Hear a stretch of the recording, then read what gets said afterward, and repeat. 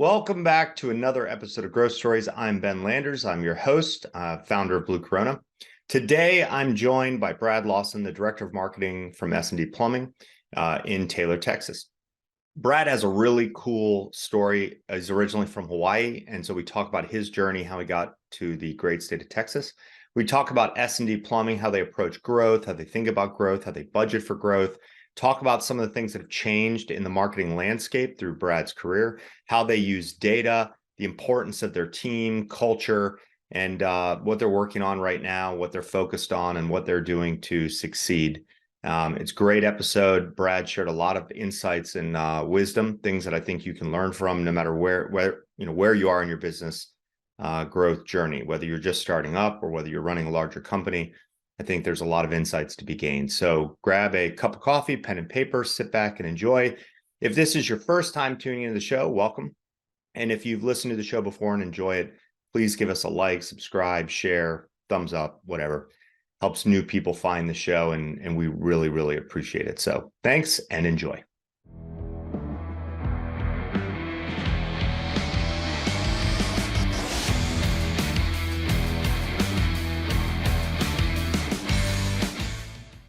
Brad, welcome to Growth Stories. Thanks for joining me. Thank you, Ben. It's an honor to be here. Thanks for the invite. Yeah, for sure. So, for those listening who may not be familiar with you, your company, could you give us a quick intro? Yeah. My name is Brad Lawson. I was born in Honolulu, Hawaii. Funny enough, my entire immediate family is still there. I now reside near Austin, Texas, in a town called Salado. I have a wife and a baby girl. She's about 8 months old at this point. So we've got a growing family. I work as the director of marketing for S&D Plumbing, and S&D Plumbing is a family-owned and operated plumbing company. We service Austin and all of the surrounding areas. And the company was started in 1980 by my in-laws, Sam and Rhonda Dowdy, and it continues to this day. It's been in business for 43 years, and we're going strong. We're growing.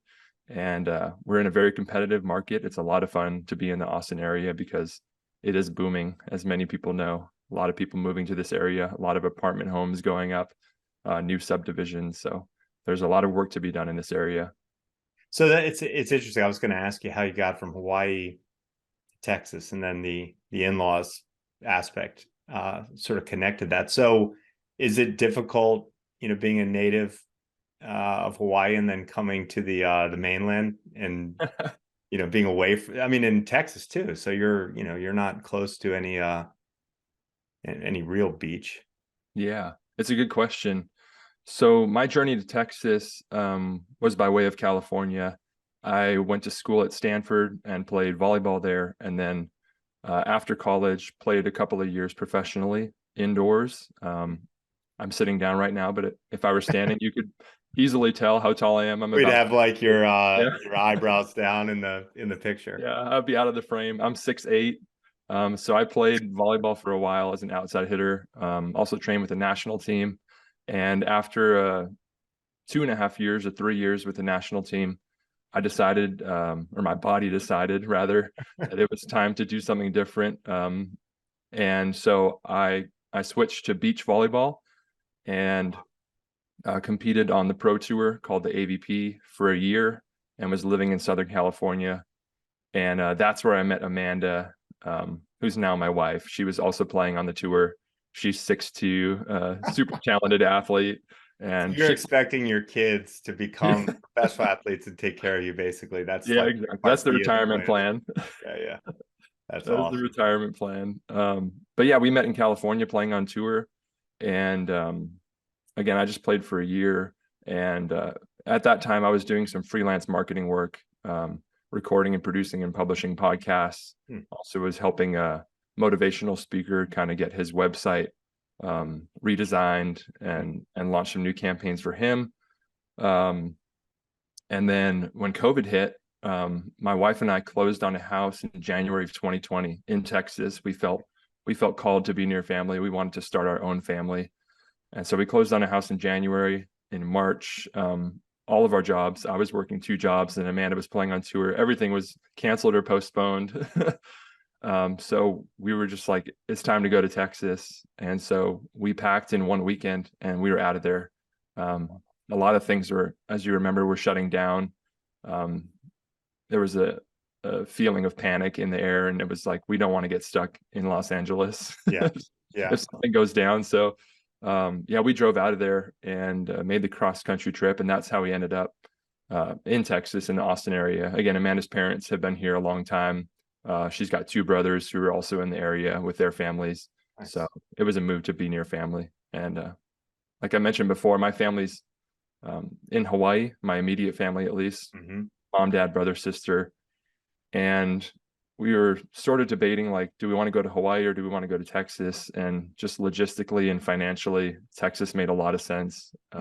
We knew it was way more affordable and it was a booming real estate market. And yeah, we bought at a great time. So it was the right move for us. And we've been here for 3 years now. Is it challenging? I know, Austin's always been a hip place. Even when I was in high school working at a bicycle store, and one of my managers was going to UT Austin. And at that time, I was from Maryland, I was a little kid. I'd never been outside of Maryland really, or certainly not off the East Coast. And so when he would say Texas, as a little kid in Maryland, I was thinking like, it's like cowboys and stuff. And the way he would describe UT Austin, it was like, sort of a hip place, even back then. And I'm sort of imagining that Austin was this quirky little town, sort of in standing out in a sense from a lot of the rest of Texas. And then today, of course, it's this booming, tech hub and entrepreneurial pro business. Of course, all the California, sort of the influx of the folks from California. Obviously, that's great for any home service business. You have all these new people moving to the area. Is there any sort of challenge with sort of the folks who probably, maybe wanted to keep Austin sort of that quirky kind of community versus now it's like, becoming it is a real boom town. Yeah. One of the slogans is "Keep Austin Weird," and I still see bumper stickers around town. We live about an hour from Austin, so we're not really in the thick of it.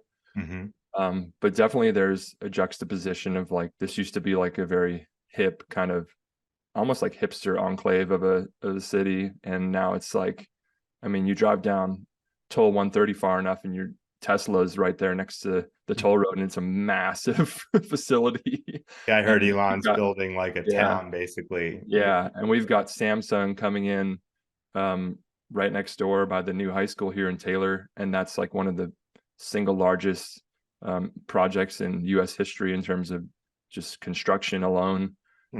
So yeah, I think there are people trying to hold on to the old ways, but a lot of new stuff kind of being introduced or forced upon them. So I've only been here 3 years, so I'm not sure what my opinion is at this point. We'll talk about, I've always thought that there's, so our headquarters was in Maryland, and then we opened up an office in Charlotte, North Carolina, and that might have been in 2010 or 11. And Charlotte at that time was compared to what it is today, it was a nothing town. There was a handful of restaurants uptown. The neighborhood, I guess my first employee and a partner in Blue Corona is the one that moved down there and opened that office. So she wanted to go down there. She went to school in the Carolinas. And I remember the first office that she got when I finally went down there to visit. It was probably 2012, 13. And I was like frightened to be in the neighborhood where she was. And I was like, Alex, are you really comfortable like walking? We worked long hours. I'm like, are you really comfortable walking home, past like adult nightclub and, just crappy rundown homes? And she's like, yeah, this area is like, it's transitioning. Yeah. And I remember thinking like, this could get tricky as we're hiring, and kind of telling people where the office is. But Charlotte quickly transitioned, and in our neighborhood, Plaza Midwood became like one of the hottest parts of town to be in. And of course it was great then because we had locked in like a long-term lease for peanuts. But there was this sort of the growing pains of the city, the city growing faster than the infrastructure. And I guess maybe talk about that now, kind of talk about the growth of the business, how S&D thinks about growth, because businesses have the same sort of challenge where, some companies have a very aggressive growth goal, but maybe are having a challenge operationally keeping up with that, or the market that they're in doesn't support it. I guess talk about how you guys sort of think about growth. Are you an aggressive growth company? How do you balance growth and sort of serving your customers? Talk about that a little bit. It's a good question. Growth is one of our 4 core values: teamwork, excellence, leadership, and growth. And so we talk about always growing with intense focus on our future, exploring possibilities. And there have been challenges since I've been with the company when it comes to hiring and retaining employees. I think, I'm not sure if it's unique to plumbing, but certainly in the trades, there is a lot of turnover and people hopping between jobs. And I mean, just in the past 2 years, we've had some pretty large players enter our market, and they're offering $10,000 signing bonuses. And if a plumber maybe hasn't been raised up from the ground up as an apprentice in your company, and they really understand the values of the business and the value of what they're getting from the business, it's pretty easy for someone to be like, oh, there's a signing bonus over there. The grass must be greener. I'm going to hop over there. But yeah, that's just one challenge that we face.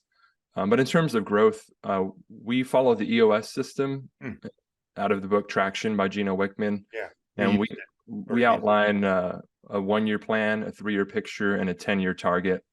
And at every annual meeting, which is typically in January, we look at where we were the previous year, where our goals were set, and then also we're updating the 3-year and 10-year based on kind of how the business is performing. But we're always looking to grow. Sam, my father-in-law, who founded the business, is a visionary through and through, and he's always, I mean, yesterday he was like, what about a branch location in Cedar Park? I found a great office location.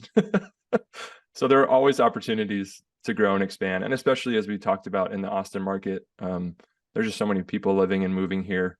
And even though there are a lot of plumbing companies, the ones that do a great job will have opportunities to serve customers, especially if how long have you guys been running on EOS?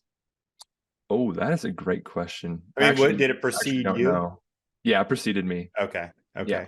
It's interesting. I've asked a lot of the sort of the guests on the show about this. I think as I kind of think through our clients, and then also peers in the digital marketing industry and other kind of service type industries, I think companies seem to get to a certain size and then start to really have some issues with accountability and kind of being clear on who's responsible for what, and organizational design and development starts to become a thing that when you're an entrepreneur growing the business, like, I don't have time to sit and think about what the company needs to be structured like to get to the next milestone. And then all of a sudden that becomes like someone's full-time job is envisioning what excellence looks like for the organization at the next size. And I think then they switch or get on something like EOS. That's what we used, or the equivalent, I guess.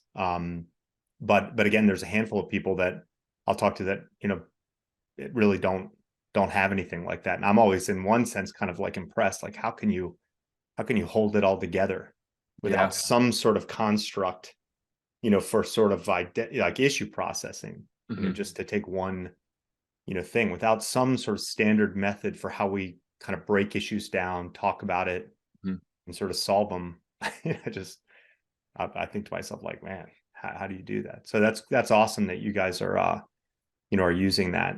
And so I guess maybe a little bit related to that is the 10-year and the 3-year, is it sort of co-created, if you will, with the leadership team, or is it more your father-in-law, the visionary, who says, this is where we're going? Now you guys, like, how are we going to get there, type of thing? Yeah. So at the annual meeting, there are usually about 8 of us, founders, leaders, managers, and it is co-created. We all come up with the revenue goals, the net profit goals, what it's going to look like in terms of the number of trucks we need on the road, the number of install leads and install trucks we have. So yeah, it is very much co-created, which I like, because then you get the buy-in everyone has a chance to weigh in on where the company is going. And do you guys keep that? We used an online platform to organize everything. I think at the time it was traction.tools. Um, and I'm not endorsing that, or we're not sponsored by them or something, but that's what we use to kind of keep everything in a centralized location. How do you guys keep those things front and center? Yeah, we use Microsoft Word. Nice. Nice. Yeah, we have a VTO on Microsoft Word, and it's stored in a shared folder that everyone can access. Yeah, that's cool. Yeah, I remember thinking that the best thing about that system, and maybe look at it at some point, maybe it'd be more for kind of the visionary CEO type folks, is that you can set it up in a way where you're copied.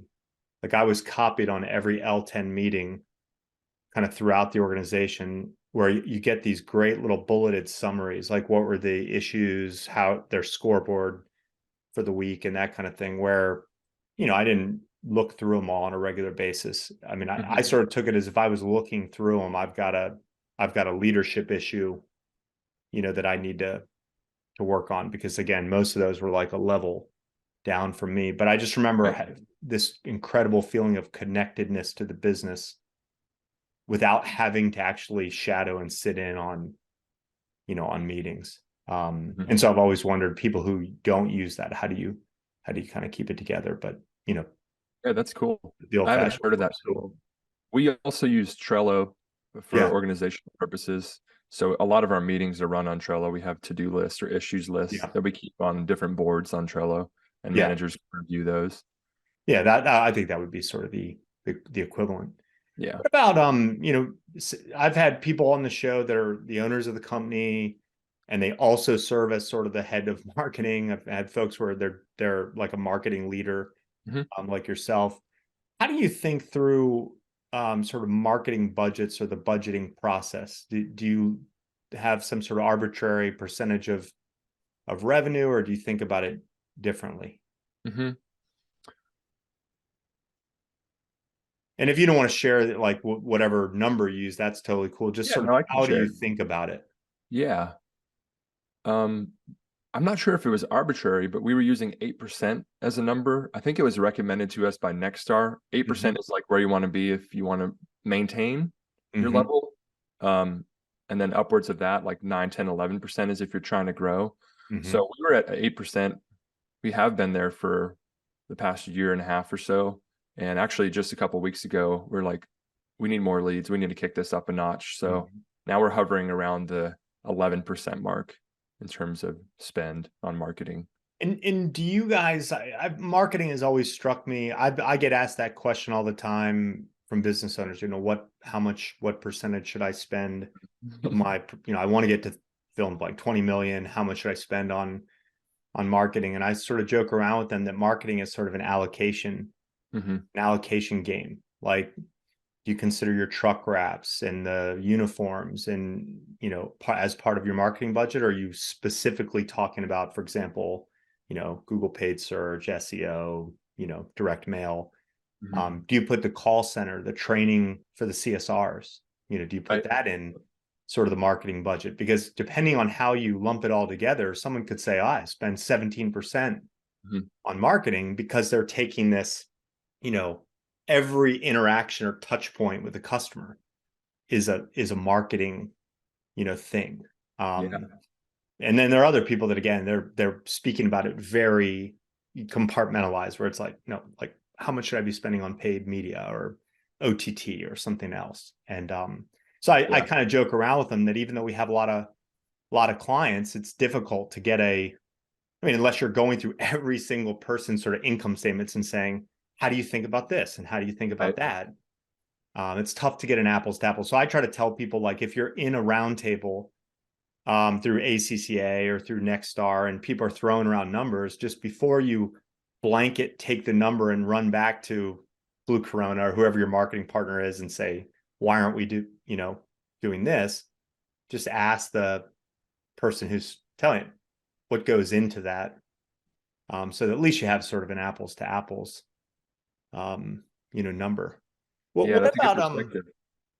What about I guess as you guys have grown, or as the business has grown, have there been any, sort of these aha moments, or mistakes made, lessons learned, uh, things that you can share? Again, a lot of people listening are small business owners who are trying to grow their business. And, I think sometimes, we all make mistakes, and I make them, and I kind of quickly, push them into a closet somewhere. Yeah, as long as you learn the lesson. Yeah, pretend that they never happened. But, the reality is I've made, thousands of mistakes. And yeah, the key is to learn from them. You have any that you can share? Yeah, I've got a big one. We've been through a couple of agency transitions over the past year and a half, and I really underestimated the negative impact of leaving an agency who has built up a lot of SEO presence. So we had a lot of blogs that were fairly high ranking on Google, and when we switched providers, we lost a lot of the content. And I didn't think to ask the questions of like, well, what content will be migrated to the new site? What will we lose? How will that impact rankings? It was my first time ever handling or managing an agency switch. And it really hurt us.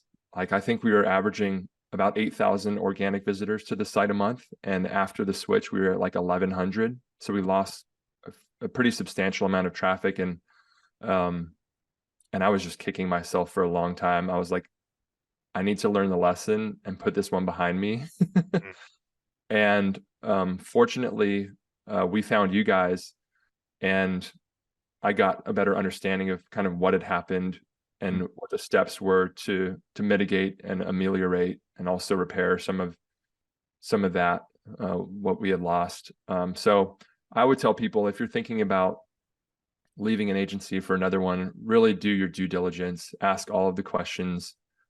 Make sure you have a copy of all of the content if your agency is willing to give it to you before making a switch, because there are a lot of just things that you may not consider when making a move like that. It's interesting. I interviewed someone that I've known for a long time, Trisha Meyer, who's an attorney, and they were clients a long time ago, sort of maybe before we got more focused on home services. We've always had home services clients, but in the very early years, we also had some retail law and some other types of clients. And one of the things that she used to talk to me a lot about was how typical small business owner gets a contract, say for a new website, and they look at the page. It has I'm getting a website, custom design, 3 revisions, 30 pages, whatever it is, the details with the price. And then there's like all sorts of crap about like IP and shared technology, and there's like 50 pages of 8-point font legalese, that every small business owner, myself included, like thinks, are you kidding me? Like, you really expect me to go through, all this stuff that looks like just out of a template? We were always fortunate that we had an attorney where I would send it to him and say, Ralph, put your eyes on this and make sure I'm not doing something really stupid. But Ralph had a background, in technology and what we were doing. And so would sort of understand like, hey, this component of the website, you can't have exclusively, like it's WordPress and it's shared across every website that uses WordPress. But this content, is going to be a work product that you own, as opposed to something that you're, licensing or whatever. And so going back to something that you said, I think, for the business owners, when you're interviewing, companies, if you're not going to do it yourself, engage an attorney who's familiar with, for example, websites and digital technology, and have them sort of dig through that. Because we have some competitors where, again, they'll create content, they'll do SEO. One of the benefits of SEO is supposed to be that it's organic.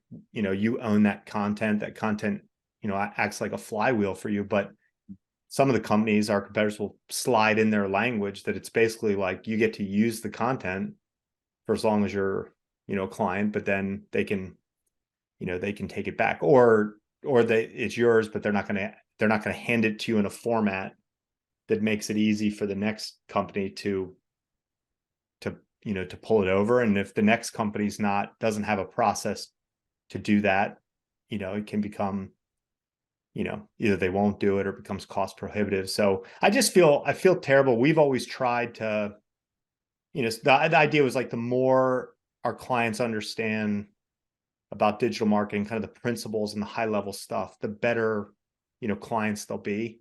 Yes. So having a lot of content and trying to educate people, and, some business owners have patience for that. Marketers have patience for that. Some it's like got, a lot of stuff to do, but it almost reminds me of like the homeowner where, when we moved into our house is, I think it's pretty modest, maybe 2,500 square feet, but it was the previous owners put in 2 HVAC systems, and they did a 2-zone on the one downstairs. So the basement, the first floor were one system, kind of jerry-rigged sort of to give us this artificial 2-zone.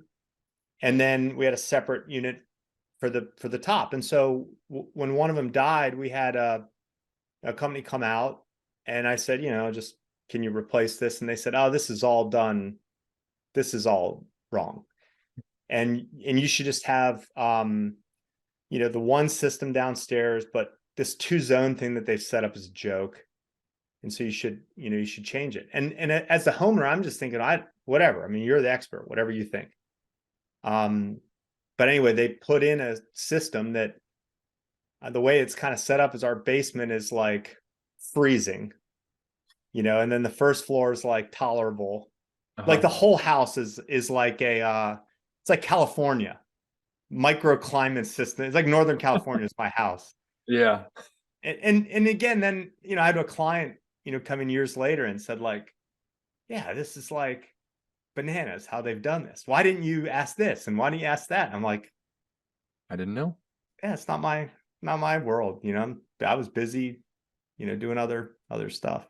Yeah. I That's was going to tough. say an antidote to that chaos is being in something like a Nexstar or a best practices group, because when we made our second switch, we were now Nexstar members, and I talked to my digital coach, and he's like, well, actually I have this PDF, how to navigate agency switches, and he sent it to me. They had a checklist.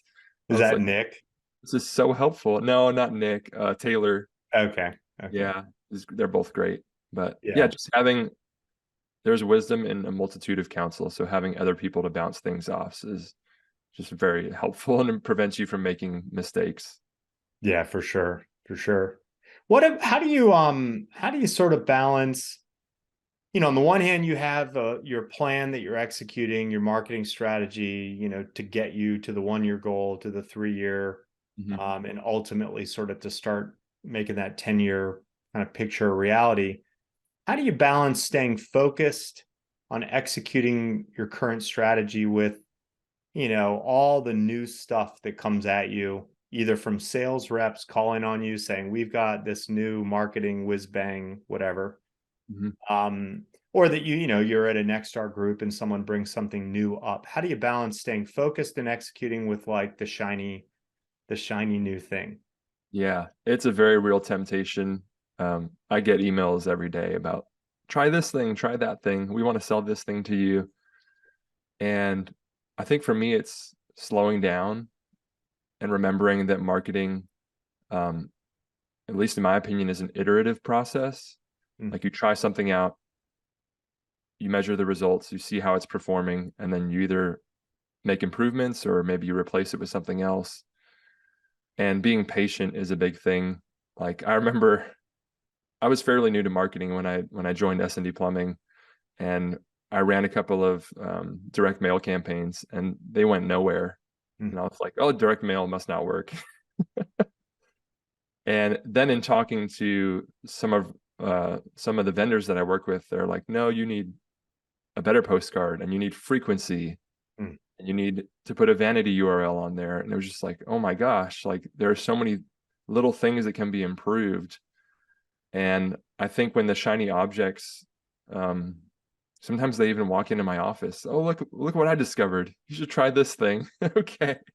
That's when I take it usually to the agency, to Blue Corona. And I talk to my account manager, account director. Hey, I heard about this thing. What do you guys think? And more often than not, it's like, yeah, we've heard of that too. And either we can look into it and let you know if it's a good idea. Or like 2 days ago, hey, we're already doing this. We already have an enhanced GMB management package that we can sell to you, so you can bolster your presence on GMBs. So It's almost like and these numbers are not, this isn't accurate, but it's almost like a third of the things you hear about are something existing that's been repackaged, like marketing. They slap some new names on it. It's real time, event based, call board optimized, it's like just a bunch of buzzwords, kind of renaming existing thing. Maybe a third of the time it's actually something that's, that's sort of new, and a third of the time it's it's just, it's like it's like it's a thing, but it's not, has no relevance out there. And I think we've always tried, I love what you said about testing and then looking at the data. There's always been an element where I think we've got we do it internally, and then we've got clients where they have, if you had this pie that was how you're allocating your marketing dollars, having a small widget of the pie that's just devoted to testing new things. Once you get to a certain size, you wouldn't do that when you're in in startup mode. It's just too much of a distraction. You don't have enough resources to really go all in on the pieces, that the dials that we know that work. But and then having those tests, and you start to kind of figure out what things are giving you traction, versus the thing that had potential but just never. I remember people were like really into Foursquare at one point, and I was kind of thinking, like, for a restaurant, I kind of get it. Retail, like, got a clothing store or something on Main Street, I kind of get it. But like plumbing company, HVAC, seems like a stretch. But yeah, you can test it and kind of see what you think. Do you I was thinking about that, as with your sports background, kind of feel like sports is the same, but I was in a different sport, not nearly at the level that you were operating at. So I guess maybe I'd ask you that question, which is, in sports, everyone's looking for like the secret training, like, I need to jump higher for volleyball, or increase the power of my spike or whatever. And I feel like in sports, there's the old school, like, these are the basics. And it's like an 80-20, like, these are the old school things. If you do these right, and then the rest is sort of your talent, your genetic, talent, versus the, my brother played basketball, and he bought those shoes that had this big, like, kind jump of soles. platform on the toe, and he would Yeah, walk around our house growing up in high school, and I'm like, Drew, buddy, you're 5'10". It is what it is. I don't see the 2-foot vertical, but it is fun to make fun of you in those shoes in the driveway. So my wife had those. I was gonna say, I saw plenty of people with them. I just didn't know if it was a real, thing or not. But do you see any similarities with sort of the same thing, like the bright shiny object in sports versus, sort of your standard best practices for training, hard work, Yeah, discipline, genetics? I do. I believe in the fundamentals in sport or in marketing. When I was coaching volleyball, regardless of level, one of the things that I taught was the foundations of the various movements that you do in volleyball: passing, setting, hitting, serving, jumping and spiking, blocking. Because I think without a mastery of the fundamentals, you can't advance to the highest levels of the sport. And certainly there's still room for creativity. I'm not trying to squash creativity by saying you can only do these 5 moves. But I think in marketing, the same is true. Like you said, we have these levers and these dials that we know work, and we can turn them or pull them and adjust them, or ratchet them up. And we see the benefits of that. And then also, we're pretty heavy on the digital side in terms of our allocation, but definitely not forsaking traditional marketing tactics, direct mail campaigns, radio, nice truck wraps, billboards, a lot of those kind of more static things. The digital landscape is just changing so fast. I mean, Google releases an algorithm update like every quarter, it seems like. and we're trying to keep up. And luckily we have a partner like Blue Corona who keeps us apprised of what's going on. But yeah, there's no substitute for the fundamentals, I think, in any sport or in any kind of industry. You've got to master those things to excel. Well, I don't know if you have enough. I don't know if you have enough data points, to see this yourself yet.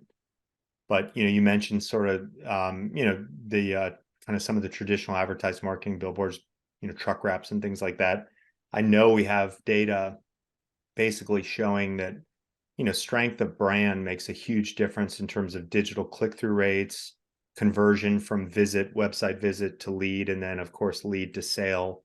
And so the stronger you can make that brand, there's tremendous benefit. I mean, you can put someone, at the top of the organic results or the top of the paid results, but have someone who has a stronger brand, sort of more consistent with their brand messaging, get more clicks and being in a sort of a disadvantaged spot. And so we try to encourage people as their company grows to keep, making a bigger bucket, for that brand building. You don't want to be the company that, you start a new company, have very little revenue, and you go out and get, the whiz bang truck wrap. You pay an exorbitant amount to put your name on sort of your building or something like that. And then all of a sudden you like have no cash, and you don't have these lead generators, Right. actually making the phone ring. So that's a big problem. But we've also seen folks who have grown the business with these direct response. They went all in with, some of the direct response type advertised marketing, and sort of always push the brand building to the side. And it's like, eventually that comes back to sort of bite you. But it's tough for us because we're so into the data, and measuring that stuff, is more challenging. Measuring, how the strength of your brand reduces cost per acquisition, and things like that. But as we get more data, it becomes easier and easier to tell that story. But even though we're not in that business per se, I mean, we've always, like, I look at the truck wraps and I think to myself, like, again, to get you off the ground, you can have like kind of the magnet on the side of the van, and you're dealing with like referrals from friends and family and knocking on doors. Like, that's what you have to do. But once you get to a appreciable size, it's creating that strong brand is critical. And it becomes a moat, for the business. Do you think you're the only graduate from Stanford who works in a small, medium-sized home service company? No, I don't think so. I think what is it? I would love to meet more of them. There's got to be more of them. The stigma is like everyone, at Stanford, is like all gets Investment banking, school and then joins venture capital. Yeah. I was at a bachelor party for one of my Stanford teammates recently, and it's funny. Eye doctor, lawyer, venture capitalist. Yeah. Marketer for a plumbing company, and I love it. I love the trades. I've always loved the trades, and sort of a little bit similar probably to where you're going with that. I went to a charitable dinner or something one time, and a handful of friends from growing up. I didn't go to school with them, but they work in M&A and all these different things. And my wife is just trying to meet them and catch up with them, and they're all explaining what they do, and then she kind of comes over to me and she's like, "I feel so stupid. Like, I kind of know what you do, but like, I don't know. This guy must be super smart, because I didn't understand like half the words that came out of his mouth." And I told her he's just overlaying a layer of jargon, right? Basically, trying to impress you. He buys and sells companies, yeah. And probably is the lackey, for a bigger firm doing that. The research and analysis of who we should buy and how much we should pay. And she's like, "Oh, okay, I get it. That's not what he said. What he said was," and I'm like, "Yeah, that's like his insecurities coming out." And you're touching upon something that's so important though in marketing is clear messaging, not layering in the jargon. I think in the trades, it's so easy to talk about like BTUs and like this latest water heater technology. And it's like, no, the customer doesn't really need to know the features. They need to know the benefits of what you're selling. And so I think I'm a student of the story brand framework, Donald Miller, Yeah. marketing made simple, and all of that is about distilling your message into something that is compact and punchy and can be easily understood by Yeah, for sure. consumers. So What about to what extent do you use data sort of in the decision making process for marketing and for the business in general? mhm. I run a weekly report analyzing all the campaigns that we have active on Service Titan, and so I'm looking at um, inbound leads, how many canceled calls there were for the campaign, revenue generated, Hmm. all that stuff. And with the help of Nexstar, we've got a series of kind of benchmarks or KPIs so we can measure campaigns and be like, this is slightly underperforming. How can we help this along? Or PPC is not quite at the ROI that we need it to be at. How can we get that back on track? And Hmm. it's really nice to have their guidance, because I can take those numbers and go to you guys and be like, this is what I'm seeing. This is how I'm being coached. How can we get to where we need to be? So the data really helps in that regard. Yeah, for sure. And it's great that you have Service Titan where you can go for all the way from, the click or the investment to revenue.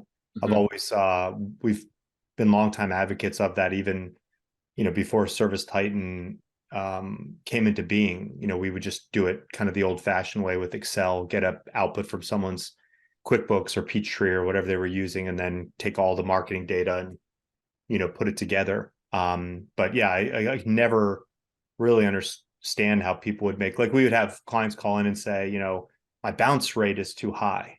Like, I feel this bounce rate's too high. And this other marketing company looked at our website, they did an audit, they said our bounce rate is like on this page is 100%. It's like, if someone lands on the page and calls you and books an appointment and becomes a job and then leaves the website, that would be 100% bounce. Right. And you would not care at all. You would want it all day long. Right. Um, and so, like, bounce rate's a great metric for marketers to diagnose, something. If it's this funnel, we're trying to get people to click through these 3 pages and then convert, Mhm.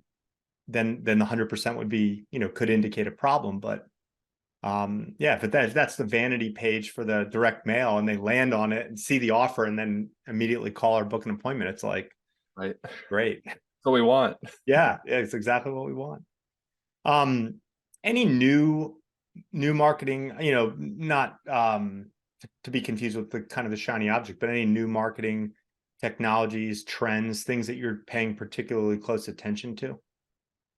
Yeah, I am fond of graphic design. Um, I'm by no means like a seasoned pro, but I'm an intermediate level graphic designer, and I love keeping up with Adobe Creative Cloud, Illustrator, Photoshop, InDesign, all of those products, Hmm. as well as Canva. I can't Yeah. recommend Canva highly enough to anyone who needs to be able to design things that look beautiful and that are easy to deploy and use. Um, and they just had Canva Create last week, and they're Hmm. rolling out new features all the time. So I'm always keeping up to date with my various graphic design products to make sure It's I'm hip to the latest unbelievable. trends. As you mentioned, when Canva first came out, I remember thinking, it we'd end up with all these super templated, you Mhm. know, things. But you can upload your own assets in there, Yeah, you can build a and brand kit. yeah, and then combine with some of their prefab stuff. And I mean, the workflow is unbelievably easy. And yeah, I think it's incredible. I mean, Now you can print anything: rack cards, brochures, T-shirts, mugs. yeah, It's yeah, amazing. Straight yeah, from the yeah, app. it really is. What Yeah. about, have you played around at all with Chat GPT yet? I've played a little bit. I have an account. We're going to Nashville in May, and Mhm. I was like, I'm gonna hop on Chat GPT and see what kind of recommendations I can get for a day trip to Chattanooga. Yeah, So I yeah, popped in it there. really, It's kind of eerie in a way. It was interesting. It gave me 7 recommendations, and they were all well written, and it felt like well researched. My dad's a personal injury lawyer, and he's like, Chat GPT is going to replace me. Like, you can get legal advice now at no cost. yeah, I think the only one of the things that I'm sort of, curious about or thinking through is yeah, it's unbelievably powerful. what you get out of it really depends a lot on kind of what you put into it. And so Yeah. I've just noticed that it's training me to become more precise and more specific with sort of what I feed into it. I think another place where it could be really a real game changer, and we're already using this way a little bit, is I didn't originally understand that you can upload, like you could take 100 pages worth of a report or marketing reports, upload it into the system and ask it to summarize and pull out, trends or like the results that are trending, that kind of thing. And it'll do it in seconds. Whereas if you were doing it with people, I mean, we've done that with people for years and it's grueling. But the machine is just much better at pattern detection and recognition than the analysts are going to be. So I think what you're using it for? I think that's what we're playing around with it. I'm not sure that it's in like active use, but like, for example, I had a situation where I had, I don't know, a 60 some odd page report where, I had a monthly report basically that I was just adding to for years, like 5 or 6 years. And a friend had told me about this, a friend who's a government contractor, their contract was up for recompete. And he was saying, I was spending all this time taking these progress reports and pulling out our key accomplishments to put in like a 3 to 5 page summary to submit for like our recompete. And he goes, and then my son asked me, why don't I just feed it all into ChatGPT? And he's like, I did that and it spit out a report that needed editing. But he was like, I wouldn't have seen you for months because I'd be working on this thing. And I didn't know you could do that. Yeah. So then I went back and took this report that I had been keeping, fed it in, and basically asked the system to pull out the most salient points. And again, it comes back in like an instant. It's just unbelievable. So I think if you have Service Titan, think about just the reams of data that you have, where to pull it out and overlay reports and try to come up with some of the relationships. I think in the future, once you have sort of the scripts and what you're trying to pull, you could probably just throw it into the system. But the key would be to have the data and to have the data, structured data, which, we're all about, right? Having the structured data, which is we're a Service Titan partner and big supporters of any system that really gets the data and, in a big database, a relational database that we can then, play around with is great. Yeah. Have you tried out Bard or signed up for a trial? I've tried it. I've tried it briefly. My initial thought when I fed too similar into Bard into ChatGPT was that ChatGPT was better. But it's that's kind of a silly thing to say. I haven't used it very much. Gotcha. But all that stuff is I'm in the camp of like, there is a very like real Terminator 2 feeling to all this stuff. Like, or my kids just had me watch some horror movie that's on, I think it's on Netflix, called Megan. It's like a silly horror movie about a doll, an AI doll that this lady, the scientist, kind of gives to her niece. Oh gosh. And it becomes like Chucky, like doesn't go well. But the longer you go on in this kind of, in the tech world, you kind of see those, oh, it's kind of could happen. Yeah. One other thing I'm keeping my eye on is the move towards electric high efficiency water heaters. The federal government is incentivizing people to move away from gas towards electric. And there are actually some really cool models coming out. We just had a meeting the other day, last week, with a vendor, and they presented a bunch of new hybrid heat pump water heaters and electric tankless options. And so at first you're like, oh man, no more gas. What are we going to do? But then you see these new electric models and you're like, oh, that's actually pretty cool. Like one of them, the hybrid heat pump model, it still uses a heating element, like a traditional electric tank water heater, but it has a blower motor on the top. So it's like a combo of plumbing and HVAC, Mm. and it actually blows out like air conditioned air, which you can pipe into your attic. And with a colder attic, you have a lower energy bill. So you're saving on heating your water, and now you're also saving on cooling your house down. So it's pretty cool stuff. So I'm keeping my eye on that. Yeah, that is cool. I think, obviously that could have a huge creation of demand from the consumer with incentives from the government. And I read an article that was, I sent it to our executive team, and it was about the opportunity that could be coming for the trades. I don't remember, it was in the Wall Street Journal on one of the big websites, but they were talking about these things that were, I thought some of them were starting in California and then sweeping over, and that, this could be like a gold rush for the contractors. And of course we were like, oh, that sounds great. Sounds great to us. Yep. Sounds good to us too. Yeah. So, what are you working on in 2023? What are you focused on, and anything you want to spotlight? I mean, obviously hiring, you guys probably always looking for great talent. Yeah. One thing I was going to say, just before you answer the question, you said something earlier, and I see it as a similarity between our business and yours, and in all businesses, which is, you were kind of talking about sort of this war for talent, and how you'll have competitors come into the market willing to pay signing bonuses and that kind of thing.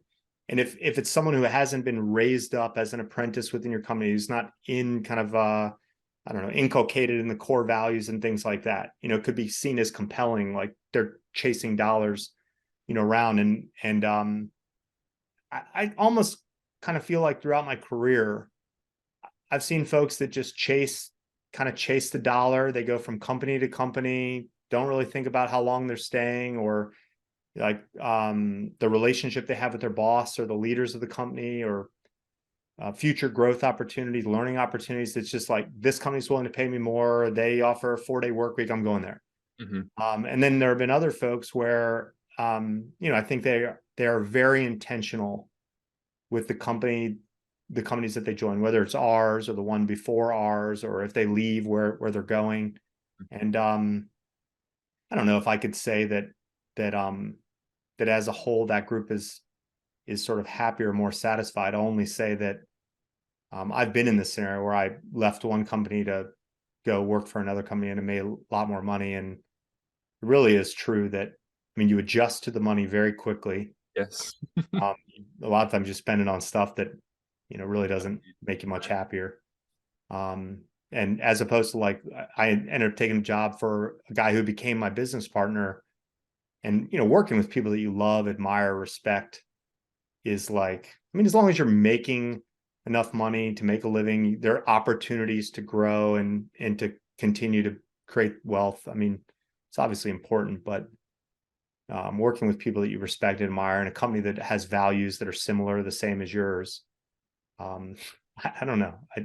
I think, there'll always be those folks that leave, to chase the, what they perceive to be as like a greener pasture. But I think you also always find people that are kind of your, people, and you just keep building the business around that, and it end up being a better business that way anyway.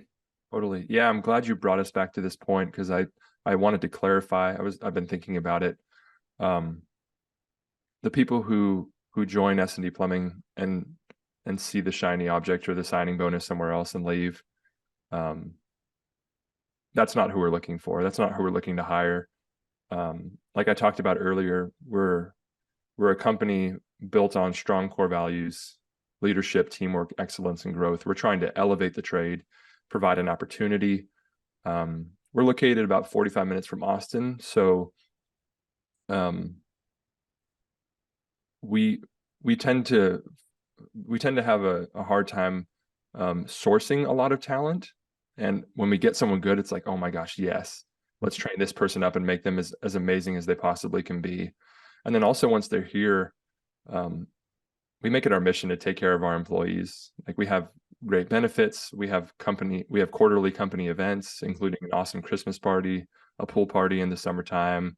In just a couple of weeks, we're taking all the guys in the company fishing at like a 5-star fishing lodge on the Gulf Coast, and the girls are going to go to a local resort in Round Rock for a spa day. And you talked about like training your people up. We provide weekly training to our plumbers, and there are opportunities now that we're Nexstar members to have a coach in pretty much every position in the company to ensure that people are learning, growing, maturing, acquiring new skills. And yeah, we take a lot of pride in our company culture. My wife is the chief culture officer for the company, and man, we send out birthday cards on birthdays to employees and also spouses of employees. So you're getting a handwritten birthday card every year. And yeah, we try and really make it a family feel and let people know that they're cared about. And those are the people that we want, the ones who come and appreciate that and want to do their best work here because of it. So That's awesome. That's awesome. I was on the website a handful of days ago, and I saw that you had a chief culture officer, and I was going to ask you, I was going to say that's that's common in sort of various industries where the people are the business. That's kind of say that's a known position, but you don't see that as much in the home services world. So I was going to commend you on that. And also it's a hat tip to how much you must value the team and the people to make that kind of investment. So that's awesome. yeah. The team and people are everything. We can't do anything without them. So Yeah, for sure. It is all about the people, and that's a good spot to end on. I really appreciate you joining me, Brad. This was awesome. I think people are going to learn a lot. awesome, Ben. Thank you so much. I appreciate your time. Yeah, ditto. Likewise.